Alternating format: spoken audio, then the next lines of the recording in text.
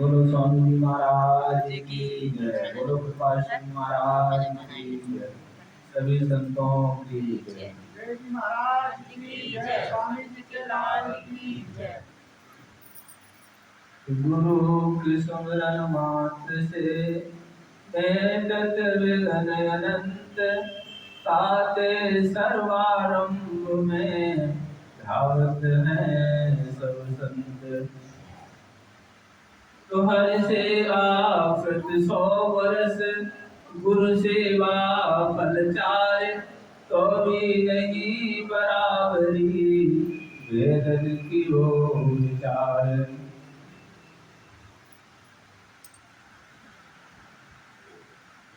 अब तो भजन कर भाई रे, तेरी बीती उमरिया। अब तो भजन कर भाई रे, तेरी बीती उमरिया। बीती उमरिया तेरी बीती उमरिया, बीती उमरिया तेरी बीती उमरिया।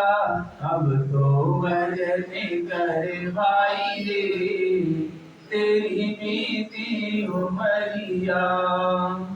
त्याग गुरों की संगत भाई, त्याग गुरों की संगत भाई। कर सत्संग यारो जग की भलाई, कर सत्संग और जग की भलाई। रीत यही सुखदाई रे, तेरी बीती उमरिया। रीत यही सुखदाई रे, तेरी बीती उमरिया। अब तो भजन कर भाई रे, तेरी बीती उमरिया। बोल न बोल किसी से तीखे, बोल न बोल किसी से तीखे। क्यों तू किसी को दुश्मन दिखे, क्यों तू किसी को दुश्मन दिखे। वही करे जिसमें भलाई रे, तेरी बीती उमरिया। वही करे जिसमें भलाई रे, तेरी बीती उमरिया। अब तो भजन कर भाई रे, तेरी बीती उमरिया।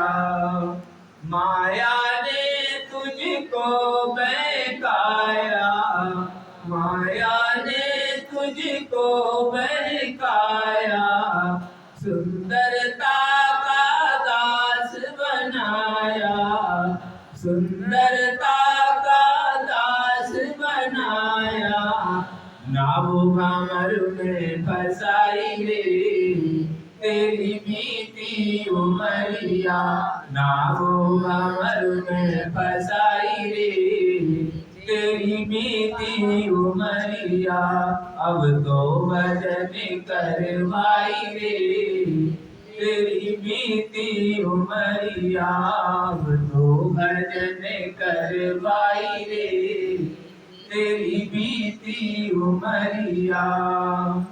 पाप गठरिया सिर से पटकी दे, पाप गठरिया सिर से पटकी दे।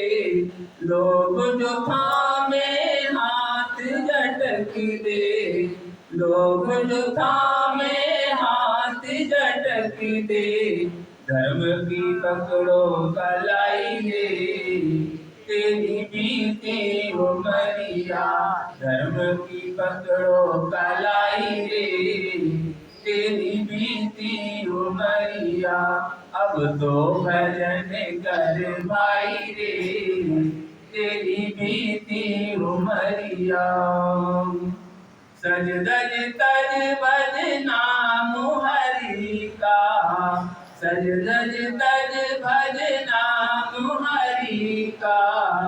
जब लग भग ठग तेरी डगर का, जब लग भग ठग तेरी तेरी डगर का, ठग लेना तेरी कमाई रे, तेरी बीती उमरिया, ठग लेना तेरी कमाई रे, तेरी बीती उमरिया, अब तो भजन कर भाई रे, तेरी बीती उमरिया। बोलो स्वामी जी महाराज की जय, बोलो कृपाल सिंह महाराज की, सभी संतों महाराज की जय, स्वामी जी के लाल की जय। तो बताया गया है कि गुरुओं की संगत त्याग दो, त्याग गुरुओं की संगत वाली, क्योंकि जब हम गुरुओं की संगत त्यागेंगे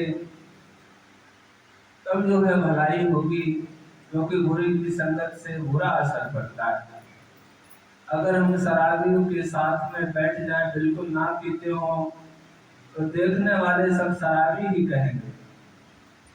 अगर जुआ खेलने वालों के पास बैठ जाए तो बिल्कुल ना खेलते हो, तो देखने वाला जुआरी ही कहेगा। अगर चोरी करने वाले के साथ हम लग जाएं तो देखने वाला हमें चोर ही कहेगा। और कोई बात होगी तो साथ में हम भी पकड़े जाएंगे। हमने देखा है जुआरी लोग जुआ खेलते हैं, और जो देखने वाले जाते हैं जुआ नहीं भी खेलते हैं, वो खड़े होकर देख रहे होते हैं। और पुलिस जब जाती है तो सबसे पहले वो खड़े वाले ही पकड़े जाते हैं और बैठने वाले भाग जाते हैं। क्यों? कि संगत का असर, गलत संगति का असर था, इसलिए भले ना खेल रहे थे फिर भी पकड़े गए पहले। तो बात समझने की है, ये गलत संगत का असर है।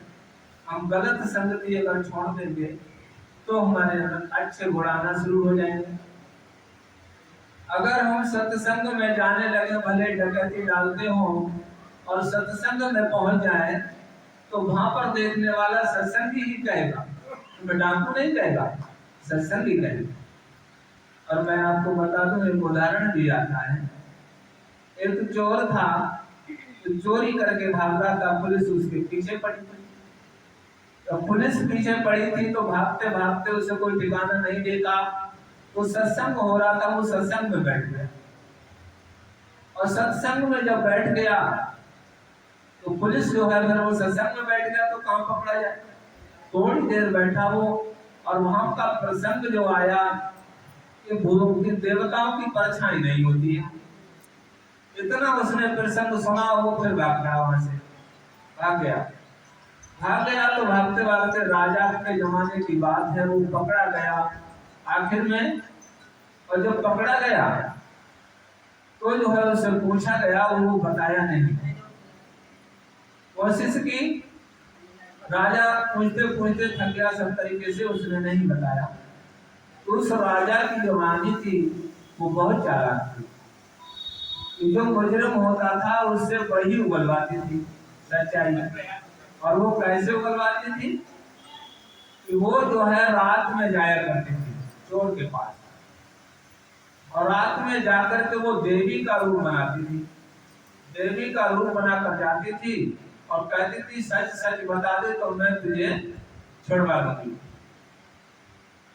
तो लोगों को यकीन हो जाता था ये तो देवी है, तो सच बताई दो तो हम छूट जाए। वो इसी तरीके से भी सच बता देता था और वो फंस जाता। और उसने वो बात सुन रखी थी कि देवताओं के परछाई नहीं होती है। अब वो रानी ने कहा, मैं इससे उगलवाऊंगी जो सच है। तो कहा जो सच है मैं उगलवाऊंगी। अब वो रात में गई, देवी का रूप धारण करके उसके सामने पहुंची, तो वो पूछने लगी और उसका ध्यान चला गया उसकी तरफ को। तो उसने देखा इसकी परछाई तो है नहीं, इसकी परछाई है, हाँ। इसकी तो परछाई है, देवी नहीं। और देवी होती तो इसकी परछाई नहीं होती। जब ये बात उसके ध्यान में आ गई तो वो जो है उसने अपना जो है जुर्म नहीं कबूला, कि नहीं मैंने किया ही नहीं। बहुत कोशिश करी लेकिन वो नहीं कबूला। ये तो इंसान है, दे दिया ही। अब जो नहीं कबूला तो उसे छोड़ दिया गया, छोड़ दिया गया उसी बात से। तो उसे बाद में याद आई कि ये तो बड़ी, मैं अगर सत्संग में इतनी देर नहीं बैठता, अगर ये बात मैंने आज नहीं सुनी होती तो मैं पकड़ा जाता। थोड़ी देर अगर सत्संग में बैठ गया तो उसी एक बात ने, एक शब्द कान में पड़ा, उसी ने मुझे जो है आज छुड़वा दिया। तो बात समझने की है, यानी सही संगत का असर कितना पड़ा। थोड़ी देर बैठा था और उसी बात से वो छूट गया। तो बात समझने की है, इसमें यही समझाया गया है कि छोड़ गुरु की संगत भाई और सत्संग करो, सबकी भलाई करो। वही हम इंसान मानव है, और मानवता का फर्ज होता है कि हम एक दूसरे की भलाई करें, बुराई ना करके भलाई करें। तो ये मानवता का फर्ज होता है। लेकिन आज क्या हो गया है, इन सारी बातों को हम भूल गए।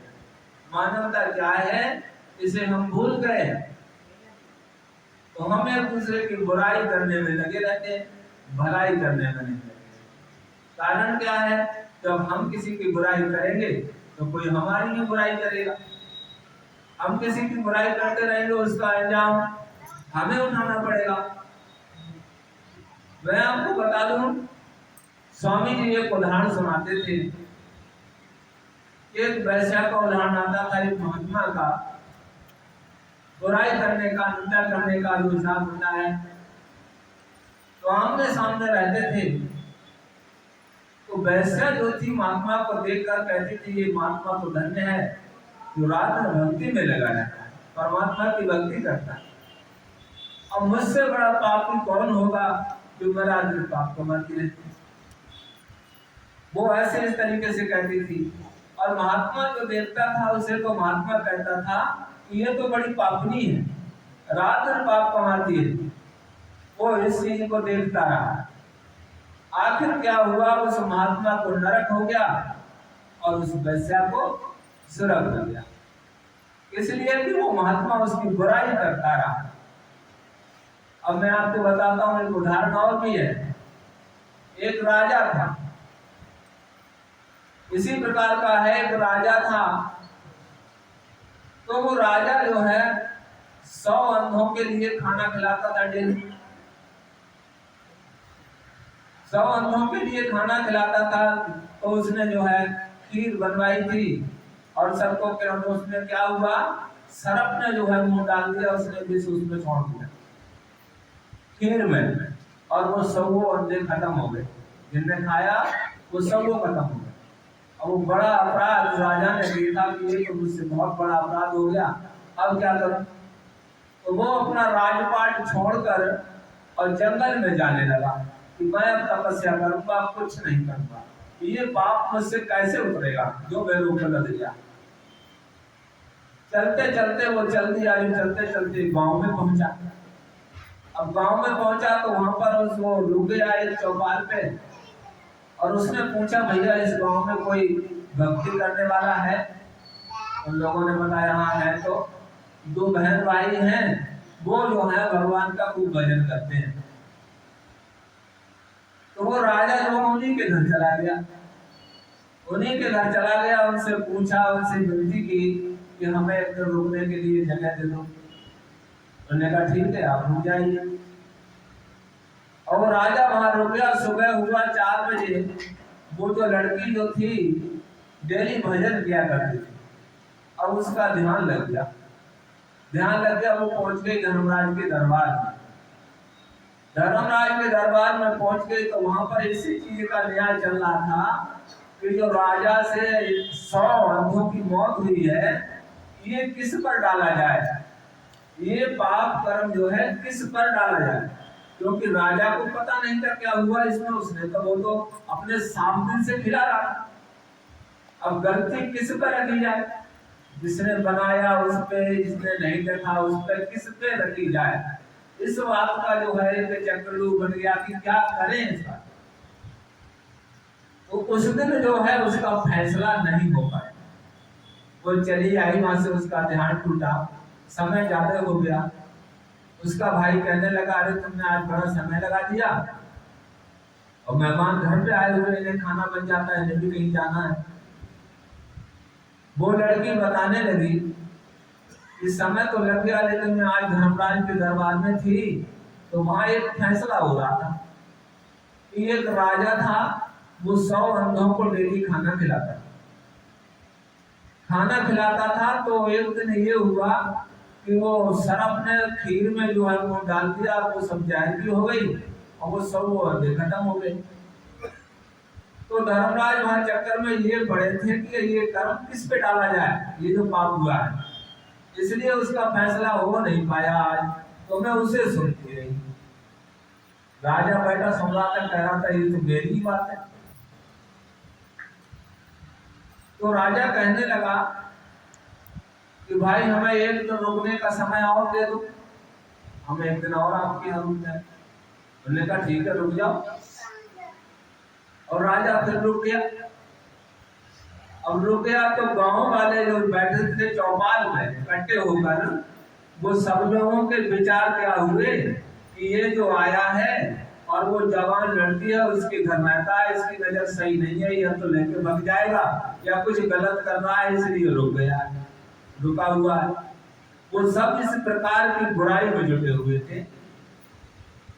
अब जब दूसरा दिन हुआ, वो लड़की फिर ध्यान पर बैठी 4 बजे, तो ध्यान पर बैठकर वो फिर पहुंच गई वहीं धर्मराज के दरबार में पहुंची।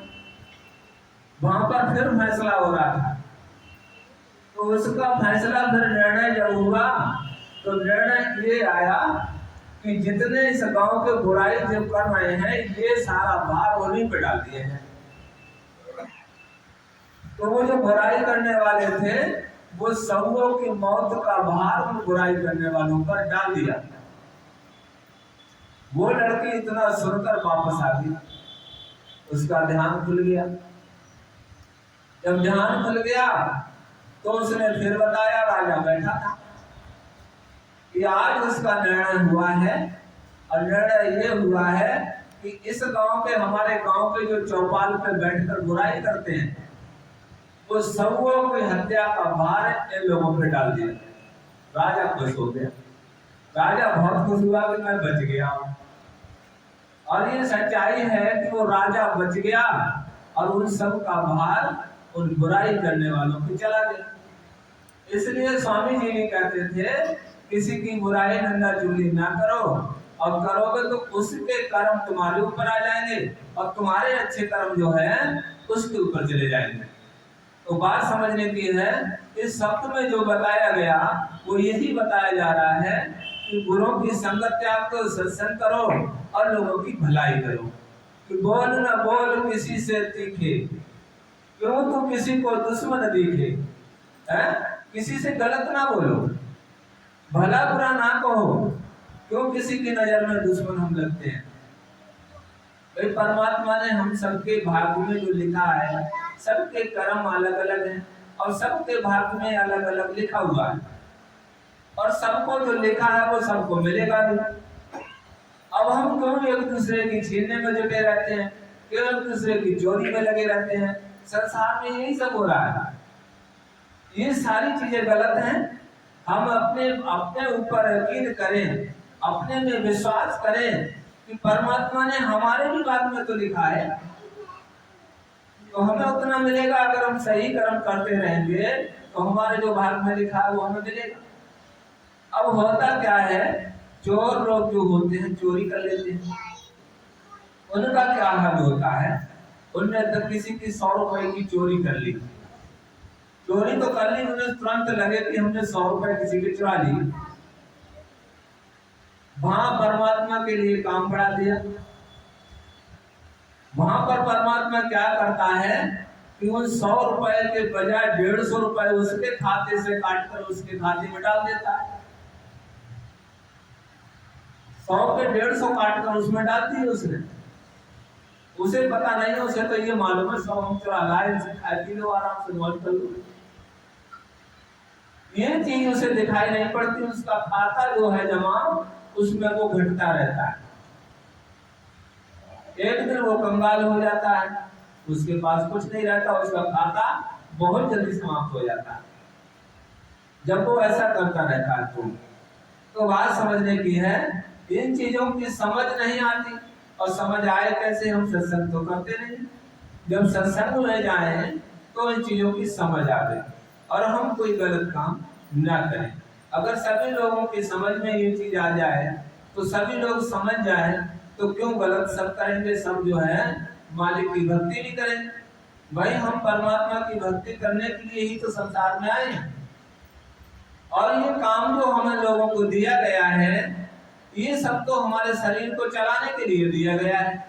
इससे हम कर्तव्य करेंगे, इससे हमें जो है पैसा जो धन मिलेगा, उससे हम अपने शरीर का पालन पोषण और जो दो कपड़े हैं वो मिलेंगे हमें, और शरीर हमारा चलेगा।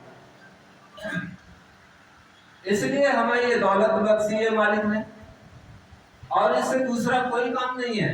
हम दुनिया में रहकर महलटारी बना लेंगे, वो भी साथ नहीं जाएंगे, ये कुछ भी साथ जाएगा नहीं। सिर्फ हम शरीर को चलते चलते ही परमात्मा की भक्ति कर लेंगे, वो हमारे काम आने वाली चीज है। बस वो हमारे काम आएगी और वो हमें सारे झंझटों से छुटाकर, सारे दुखों से छुटाकर हमें सुख में ले जाएगी, परम सुख में लेकर जाएगी।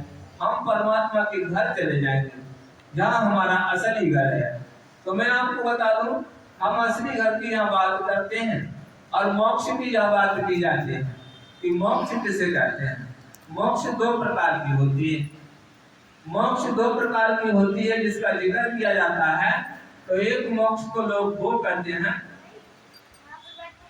जो हमें स्वर्ग मिल गया, यहाँ पर भक्ति की अच्छे कर्म किए हमें स्वर्ग मिल गया, तो हमें कुछ समय के लिए छुटकारा हो गया, वो कुछ समय के लिए हुआ।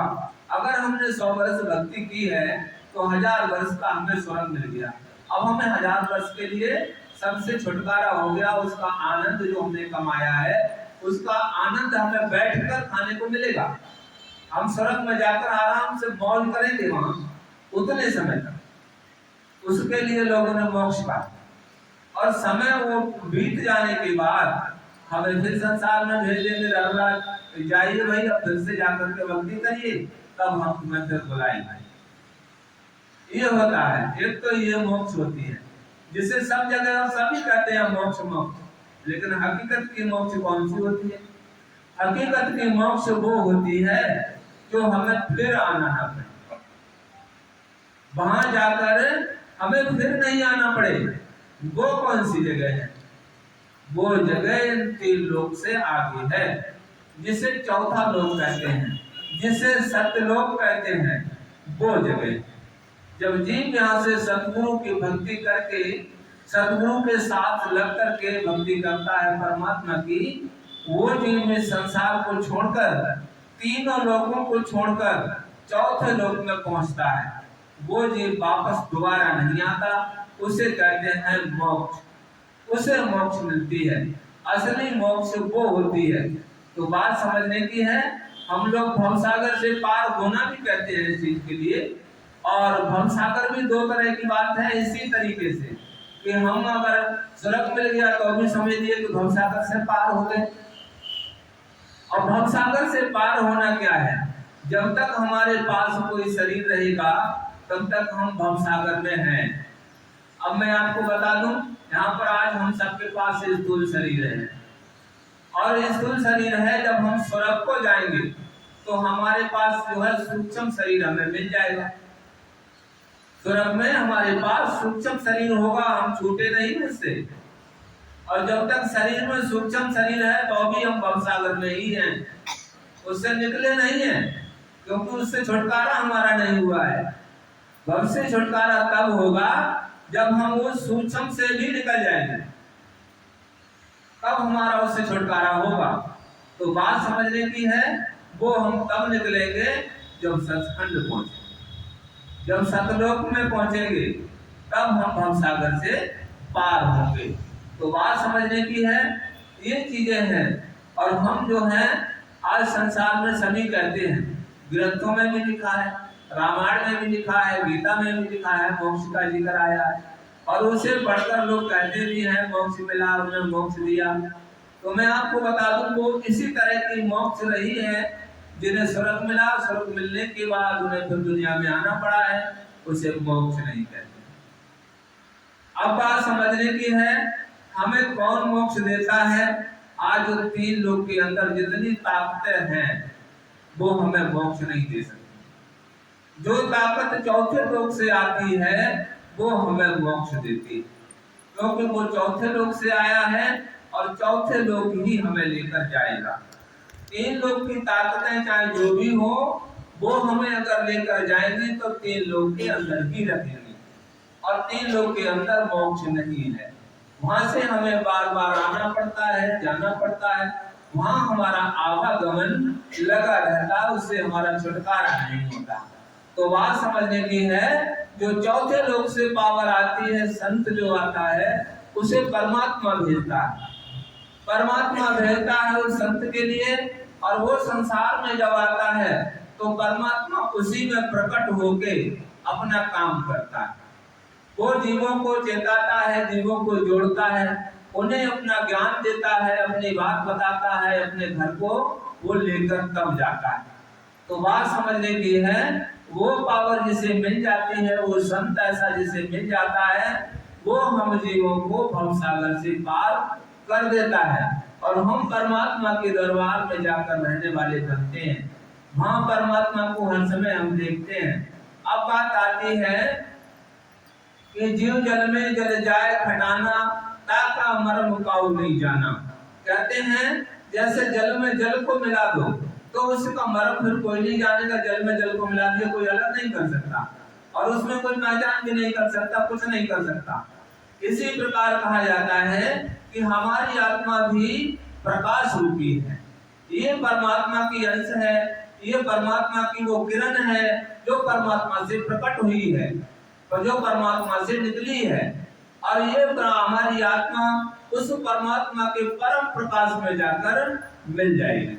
जब परम प्रकाश में जाकर मिल जाएगी, मैं आपको और बताता हूँ। एक तरीके से लोग समझते हैं जब आत्मा प्रकाश में जाकर उसमें समा जाएगी, और समा जाएगी तो इसका अस्तित्व तो नहीं रह जाएगा, वो एक हो जाएगा तो इसका अस्तित्व तो क्या रहेगा, और फिर इसे आनंद क्या मिलेगा।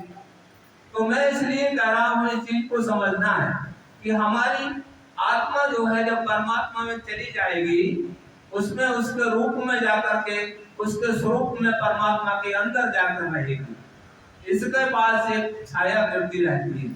आज हम मनुष्य हैं, इस मनुष्य की छाया, यही छाया उसके साथ जाएगी, और यही छाया उस परमात्मा के स्वरूप में जाकर प्रकाश रूप बनकर, यही छाया का वो प्रकाश रूप होगा, और वो प्रकाश रूप होगा तब वो उस वहां का आनंद लेगी।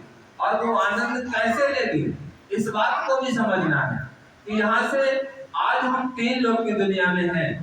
अब 3 लोग की दुनिया में हमारे शरीर के अंदर क्या चीज, क्या क्या वसा है, काम, क्रोध, मोह, लोभ, अहंकार, मन, माया, ये चीजें बसी हुई है।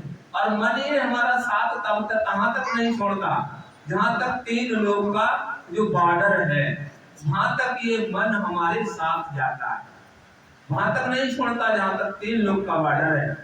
और वहां पर जाकर इस मन को रोक दिया जाता है, क्योंकि ये काल का मन है, ये काल का एजेंट है हम सब लोगों के अंदर जो मन है। तो इसे वहां पर रोक दिया जाता है और परमात्मा वहां से आगे अपना मन इसे दे देता है, अपना मन उसके साथ लगा देता है, और उस मन से जाकर के हम उस सत्खंड का, सतलोक का पूर्ण आनंद लेते हैं। पूरा पूरा आनंद वहां का हमें मिलता है। तो बात समझने की है, वहां इतना सुंदर है, इतना सुंदर है, अगर हम एक जगह बैठकर देखने लगेंगे वहां की सुंदरता तो युग बीत जाएंगे। इतनी सुंदरता वहां की है का करोड़ों सूर्य का वखान किया है। बात समझने की, रामायण में कहा जाता है कि प्रचंडम प्रकटम प्रगल्भम परेशम अखंडम अजम भानुकोटि प्रकाशम। रामायण में जिक्र किया है कि वहां करोड़ों सूर्य का प्रकाश प्रचंड रूप से रहता है। अब बताइए भाई, जब करोड़ों सूर्य का प्रकाश प्रचंड रूप से हो वो परमात्मा का सूर्य है।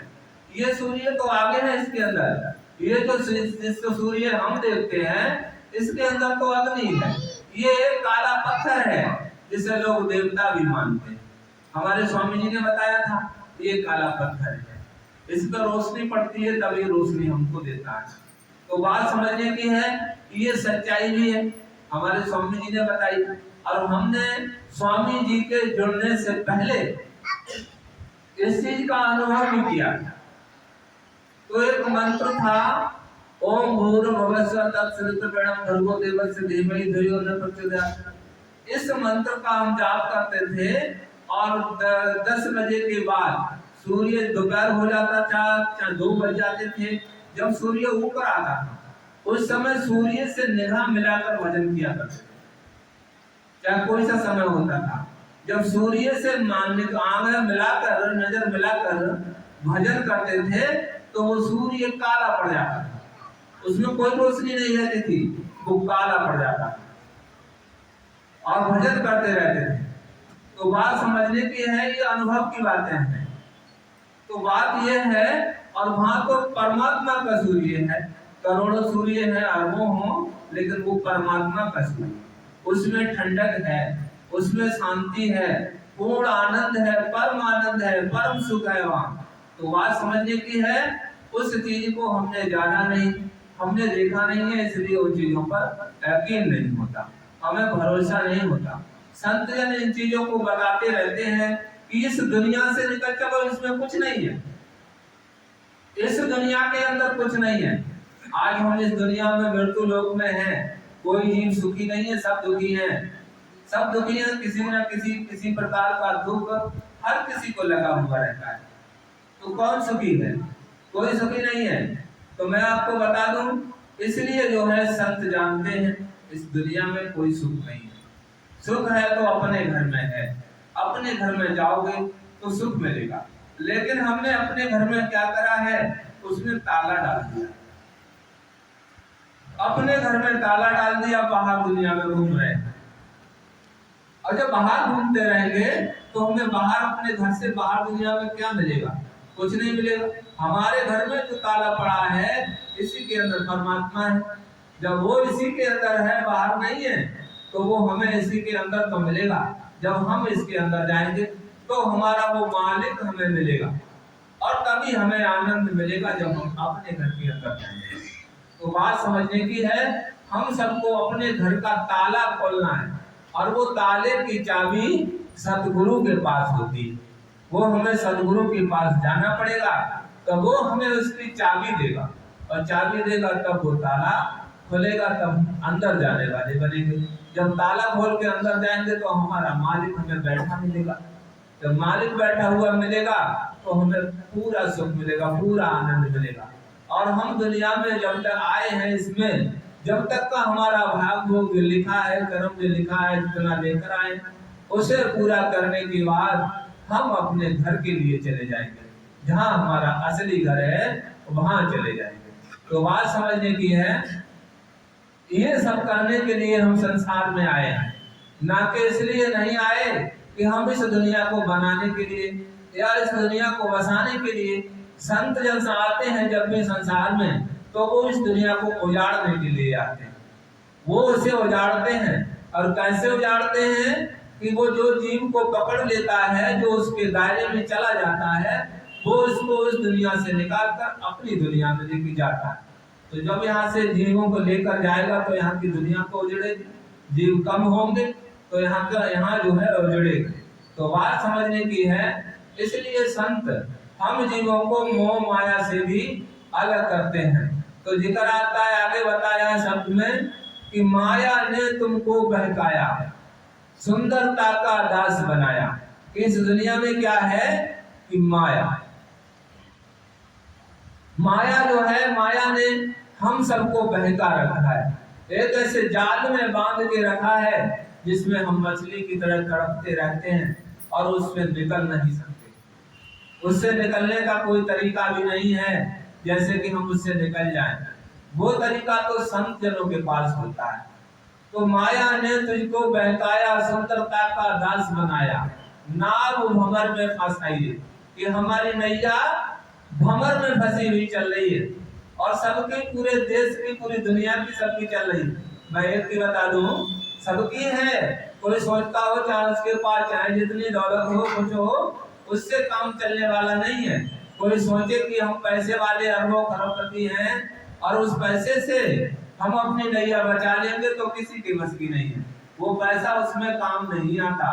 वहां पर हमारा प्रेम काम आता है, हमारा प्यार काम आता है। जितना प्यार हमने अपने प्रभु से किया है वो काम आएगा।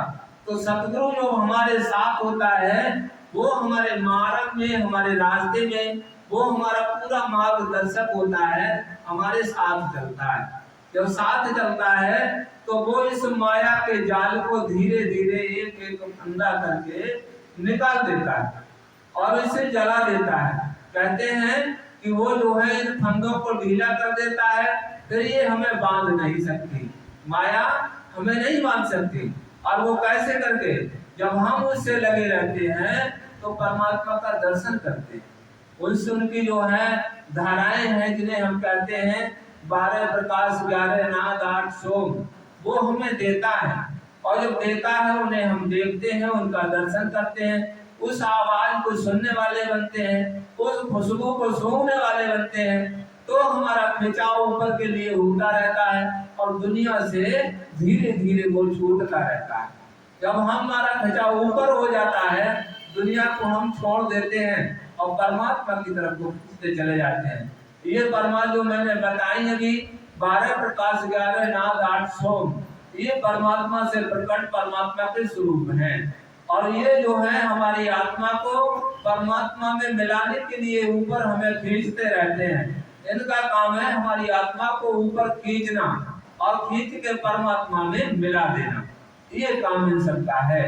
तो बात समझने की है। और उस परमात्मा को हम इन्हीं रूपों से जानते भी हैं। परमात्मा ने ये पहले ही कहा था, जब इस दुनिया को बनाने से पहले, जब इस सबको बनाया था, आत्मा जब बनी थी, और उसके बाद जब उस सारी सृष्टि का निर्माण उन्होंने किया, जो बड़े बड़े जो ताकतें बनाई थी, जैसे सोहम पुरुष है और जो है वो ब्रह्म है, इन सबको जब बनाया और कहा कि जीव जब संसार में जाएगा तो मुझे इन रूपों से पहचानेगा। कि 12 प्रकाश 11 नाद 8 सोम, यानी ज्योतिनाथ सोम से मेरी पहचान होगी, मुझे इसी रूप से जानेगा।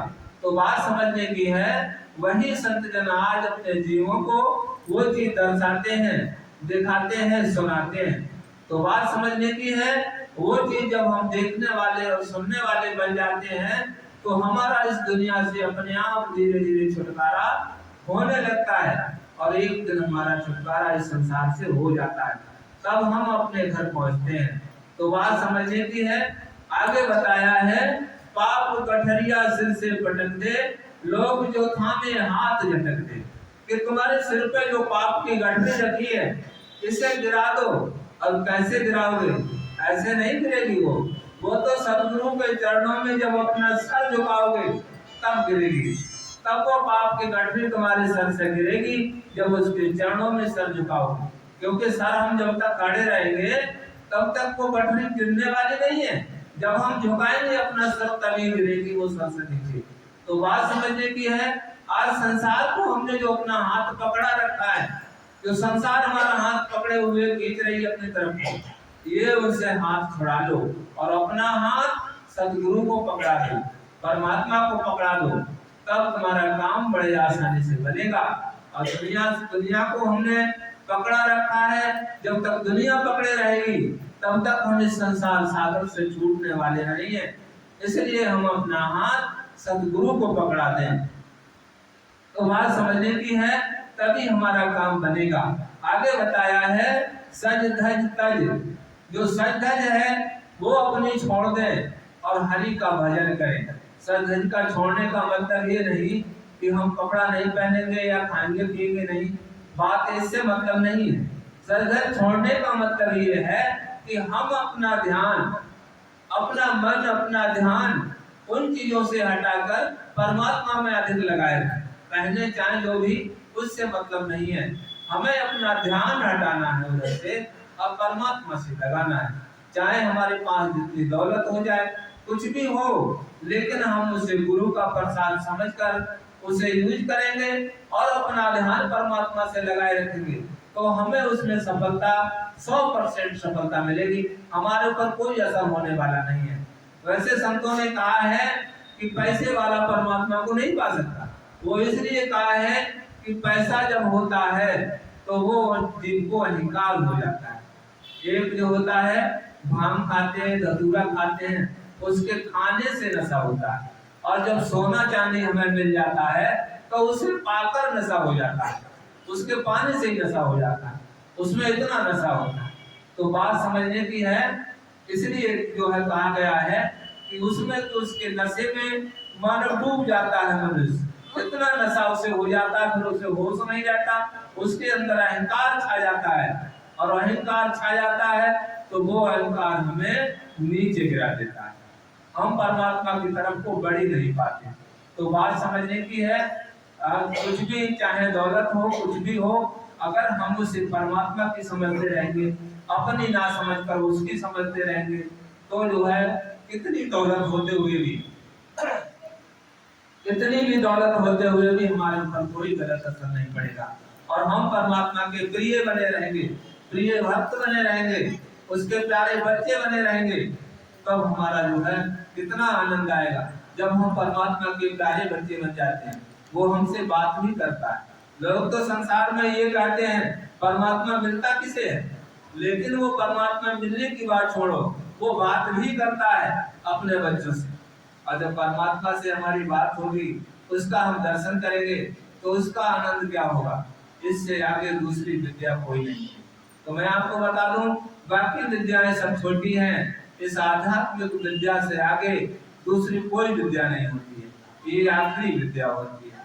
तो बात समझने की है, आज जो संतों की शरण पा जाते हैं वो आखिरी मंजिल पर पहुंच जाते हैं, उन्हें फिर कोई मंजिल ढूंढने की कोई आवश्यकता नहीं पड़ती। मैं आपको बता दूं, जैसे दत्तात्रेय का जिक्र आता है, दत्तात्रेय के 22-24 गुरु थे, और क्यों मुझे इतने गुरु कि उन्हें शांति नहीं मिली, तो गुरु बनाते चले गए, भगवान दूसरी जगह शांति नहीं मिली, तीसरी जगह पहुंच गए, वहां नहीं मिली और बना लिया, वहां नहीं मिली और बना लिया। और इस चीज के कबीर साहब ने भी कहा है कि जब तक ना मिले तब तक गुरु करो 10 पांचा, जब तक मिले न साचा और गुरु करो 10 पांचा। ये कबीर साहब ने भी कहा कि जब तक तुम्हें साचा ना मिले तब तक और ढूंढो, सच्चे पर जाओ। तो बात समझने की है, जब हम सच्चे को सच्चा मिल जाएगा तो फिर हमें कोई जरूरत नहीं रहेगी। तो बात समझने की है, कारण क्या होता है, हम अपनी मंजिल को भूल जाते हैं। आज जो मंजिल है हमारी बढ़ने की, उस मंजिल को अगर याद रखें, हम किस तरीके से आगे बढ़ेंगे। जैसे भक्ति के मार्ग में हम किस तरीके से आगे बढ़ेंगे, तो हमारी मंजिल जो शुरू से शुरू होती है, जब हम घर में छोटे बच्चे होते हैं, बच्चे से जब बढ़ते हैं तो हम सीखते हैं क्या होता है कि घरों में देवी देवताओं की भूतों की पूजा होती है। सबसे पहली शिक्षा क्या होती है भक्ति के मार्ग में, भूतों की देवी देवताओं की पूजा। हम उस पूजा को करते हैं, देखते हैं और करते हैं। उसके बाद हमें ये देखना चाहिए कि ये देवी देवता भी किसी की पूजा करते होंगे, इनसे भी ऊंचा कोई होगा। ये मंजिल की बात है कि इनसे भी आगे कोई होगा, हम उसे देखें, और वहां पहुंचकर हम उनसे भी आगे कोई होगा। जैसे मान लीजिए देवी देवता हैं, भगवान राम, भगवान कृष्ण, देवी मैया हैं, देवी देवता हैं। अब हमने इनकी भक्ति की, ठीक है, हम उनकी भक्ति करते रहे, प्रेम से भक्ति करो, और भक्ति करते करते हमें ये देखना है कि ये भी किसी की करते हो, इनसे भी ऊंचा कोई होगा। तो हम ब्रह्मा की, विष्णु की देखते हैं, अब ब्रह्मा विष्णु भी किसी की करते होंगे, ब्रह्मा विष्णु शंकर, इनसे भी आगे कोई होगा। तो वो अपने पिता की भक्ति करते हैं, काल निरंजन की। अब काल निरंजन की करते हैं तो काल निरंजन से भी आगे कोई है, परब्रह्म है उनसे आगे। अब उनसे आगे परब्रह्म है तो परब्रह्म से भी आगे कोई है, वो सोहम पुरुष है। अब सोहम पुरुष है तो उनसे भी आगे कोई होगा, वो सत्य पुरुष है। तब हमारी आखिरी मंजिल पहुंचती है। तब हम आखिरी मंजिल पर पहुंचते हैं। वो सत्य पुरुष परमात्मा जो है वो आखिरी मंजिल है, उससे आगे कुछ नहीं, वही परमात्मा है, बाकी सब देवी देवता है। तो बात समझने की है। इस तरीके से अगर हमारे सोच में आए हम अपनी मंजिल को बढ़ाएंगे करके तो हम उस मंजिल तक पहुंच सकते हैं। लेकिन होता क्या है कि हम उस एक पर ही बैठे रहते हैं। जब हम सीढ़ी दूसरी नहीं बदलेंगे, अपना कदम नहीं उठाएंगे तो आगे पहुंचेंगे कैसे? कैसे हम उस सीढ़ी पर, 5वीं सीढ़ी पर कैसे पहुंचेंगे? तो बात समझने की है, हमें उस सीढ़ी पे पहुंचना है, 5वीं सीढ़ी पर, 4थी खोज पे पहुंचना है।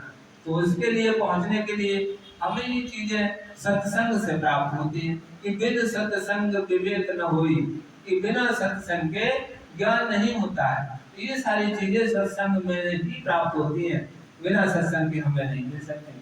कि परमात्मा कौन है? आज आप देवी देवताओं बालू से जिक्र करो तो वो जो है देवी देवताओं की बात करेंगे, जहाँ तक की है वहीं तक की बात करेंगे, वो उतनी ही समझाएंगे। परमात्मा वाला कोई मिल जाएगा तो वो आगे की बात को परमात्मा तक की बात करेगा। तो इसी तरीके से जो है हमारी भक्तियां भी उसी श्रेणी के, उसी तरीके से होती हैं। बुराई किसी में नहीं है। भक्ति चाहे हम किसी की करें, देवी की करें, देवता की करें, उससे हमें सुख मिलेगा, उससे हमें धन की प्राप्ति होती है, सुख की प्राप्ति होती है, हमें सुरक्षा की प्राप्ति होती है, इन चीजों की प्राप्ति होती है। लेकिन सुख हमें दुनिया का मिलता है, आध्यात्मिक वो सुख नहीं मिलता। वो सिर्फ सुरक्षा जब हमें मिल जाता है उससे चाहे कुछ भी समझ लीजिए, लेकिन वो भी थोड़े समय के लिए मिलता है, वो भी हमें हमेशा के लिए नहीं मिलता। तो बात समझने की है, इनसे मिलता है और करने में कोई बुराई नहीं, हम किसी की बुराई नहीं करते।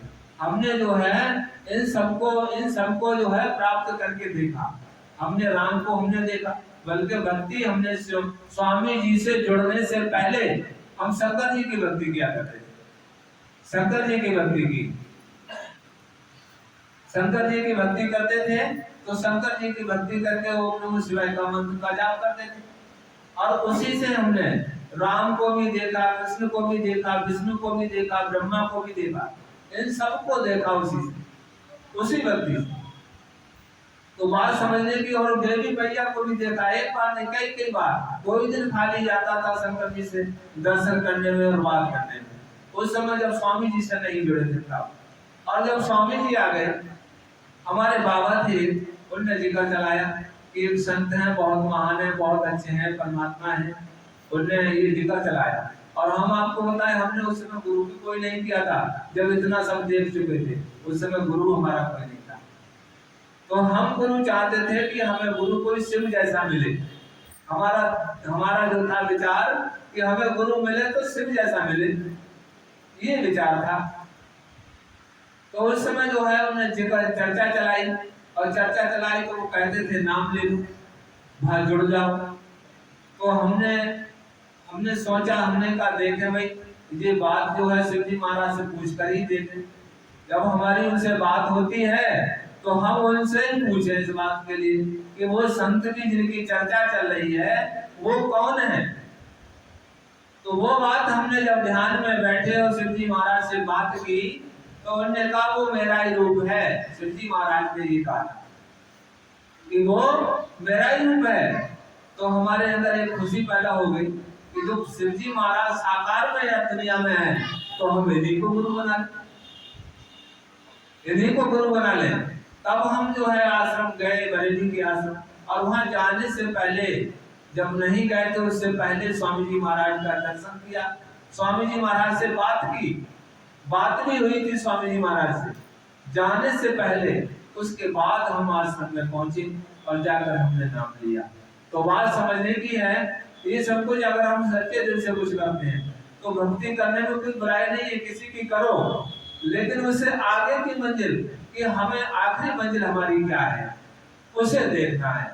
तो बात समझने की है, जब हम उनके पास पहुंचे, स्वामी जी के पास, तो हमें इनसे आगे की बात मिलना शुरू हो गई। तो इनसे और ऊपर की जब परमात्मा ही मिल गया, जब शिव जी महाराज को साकार में मिल गए तो फिर अब कुछ बचा नहीं।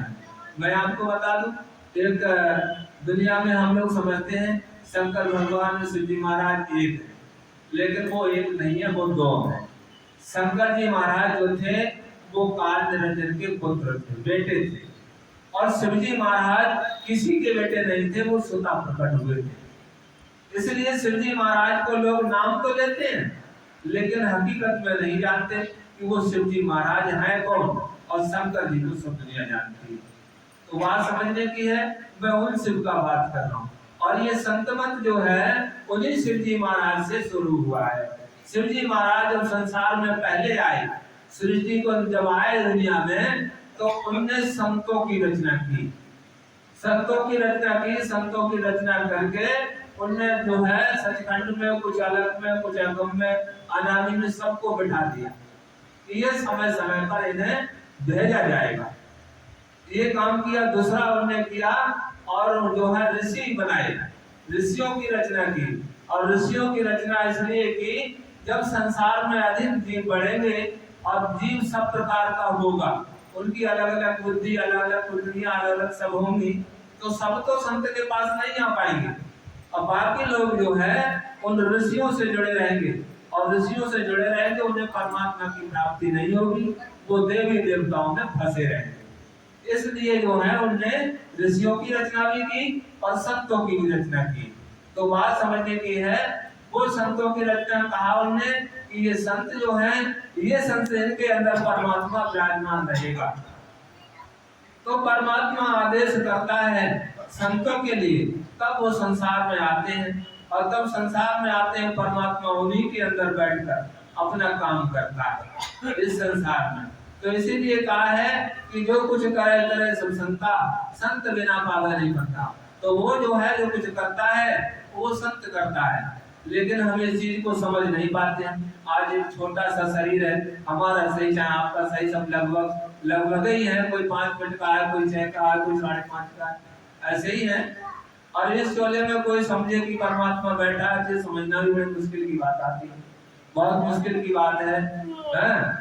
कहते हैं वो जो है इसे समझ पाना बहुत कठिन है, लेकिन परमात्मा चाहे छोटा शरीर हो, वो सब में बैठ के काम कर लेता है। वो जो है जिसमें बैठ जाता है वो उसी से अपना काम करता रहता है। तो बात ये है कि कैसे करता रहता है। अब बात आती है, मैं आपको अपने अनुभव की बात बताऊंगा जो मैंने देखा है, इसलिए हम कह भी लेते हैं। जब हम ध्यान पर बैठे थे, स्वामी जी से जुड़ गए थे, स्वामी जी से जुड़ गए थे, सन 2012 की बात है। स्वामी जी से जुड़े थे सन 93 में नाम लिया था हमने, और ये सन 2012 की बात है। जब ध्यान पर बैठे थे, तो ध्यान पर बैठे, जब बैठे तो बैठे बैठे ध्यान जब लगा तो शिव के रूप में चले गए, शिव के रूप में चले गए। अब हम शिव जी महाराज को देखते हैं, शंकर जी महाराज को, उनके गले में सांप पड़ा है, त्रिशूल है, सती है, मालाएं पहने हुए हैं, ये ऐसे देखते हैं, वो शंकर जी का स्वरूप है। जब सिर्फ शिव के रूप में पहुंचे तो ना कोई माला, ना सर्प, ना कोई चीज नहीं, ना त्रिशूल, कुछ नहीं। वो त्रिशूल जिसे हम देखते हैं वो एक ताकत है, वो एक शक्ति है। और जब शिव के रूप में बनकर वहां से चल पड़े, आगे पहाड़ दिखाई दे रहा था, पहाड़ था, उसकी तरफ को जा रहे। जब उसकी तरफ को जा रहे थे तो उधर से पहाड़ पर एक राक्षस आ गया, काला काला, पूरे काले कपड़े भी उसके काले थे और बहुत बड़ा था। उसने हमें ललकार मार दी वहां से। अब ललकार मार दी, वो तैयार हो गया लड़ने को। हमने ऊपर हाथ उठाया, वो हाथ में त्रिशूल आ गया, त्रिशूल आ गया, वो हमने चला दिया, वो खत्म हो गया, कहानी खत्म हो गई। तो वहां से अब फिर हम साधारण स्वरूप में आ गए, फिर साधारण स्वरूप में जैसे है वैसे ही हो गए, और जाकर के पहाड़ के किनारे वहां बैठ गए, कुर्सी आ गई, वो कुर्सी पे बैठ गए। अब बैठे रहे, थोड़ी देर के बाद ब्रह्मा जी, विष्णु जी दोनों लोग आ गए। वो जो है एक ज्योति स्वरूप बनकर ऐसे 2 लाइटें जो जैसे बनी और ऐसे करके चली आई, वो पास में आकर के वो मनुष्य स्वरूप की तरह बन गए और आए पास में खड़े हो गए। खड़े हो गए, हमने कहा भाई हाँ सुनाइए भाई कैसे कैसे आना हुआ। तो विष्णु भगवान बोले महाराज हम आपका दर्शन करने के लिए आए। हमने कहा तो बैठिए। तो हम दोनों लोगों को बिठा दिया, बैठ गए, 10-15 मिनट बैठे। उसके बाद वो उठकर चल दिए कि महाराज हम चलते हैं। तो चल दिए जब वो, तो हमने उनसे फिर बुलाया, हमने कहा विष्णु सुनो। वो घूम के खड़े हो गए, दोनों लोग हाथ जोड़ दिए, हाथ जोड़कर बोले प्रभु बताइए क्या हुक्म है। हमने कहा काम ठीक से करना दुनिया का। बोले हाँ महाराज, आप जैसा कहेंगे वैसा होगा। तो ये चीज अनुभव की बता रहा हूँ मैं, वैसे लिखा पढ़ी की बात नहीं करता। इसलिए कहते हैं कि जिसके अंदर परमात्मा बैठा होता है, ये सब जितनी ताकतें तीन लोग की हैं, उस परमात्मा की ये सब कारिंदे हैं, उसके सभी नौकर हैं। वो जैसे जैसे कहता है वैसे वैसे ये सब काम करते हैं। तो इसलिए कहते हैं कि वो परमात्मा जब एक शरीर में बैठकर सारी दुनिया का काम करता है, लेकिन हम लोग उसे समझ नहीं पाते। इसलिए जो जन जानते हैं, समझ लेते हैं, सत्संग सुनते हैं, उनकी समझ में आ जाती है, और जो संत के दायरे में आ जाता है वो उसे इस दुनिया से निकाल कर अपने घर लेके चला जाता है। तो परमात्मा का घर, हमारा घर एक ही है, हम उसके बच्चे हैं, वो हमारा परम पिता है, और हम सबको वहीं जाना है। तभी हमारा उद्धार होगा और हम परम सुख परम आनंद में पहुंचेंगे। तो ये स्वामी जी महाराज की थोड़ी सी बात थी जो आपकी सेवा में रखी थी। बोलो स्वामी जी महाराज की जय, बोलो गोपाल सिंह महाराज की जय, सभी संतों की जय, बोलो जय जी महाराज की जय, स्वामी जी के लाल की जय। तेरी चरणों में मेरे ऐ पिता, मुझे ऐसा चरण विश्वास हो, जीवन में मेरे सदा आसरा तेरी दया मेरे की आस हो। चढ़ आए कभी जो तुझे की घटा, या पापी कर्म की होए तपा। चढ़ आए कभी जो तुझे की घटा, या पापी कर्म की होए तपा। तेरा नाम रहे मेरे चित बसा, तेरा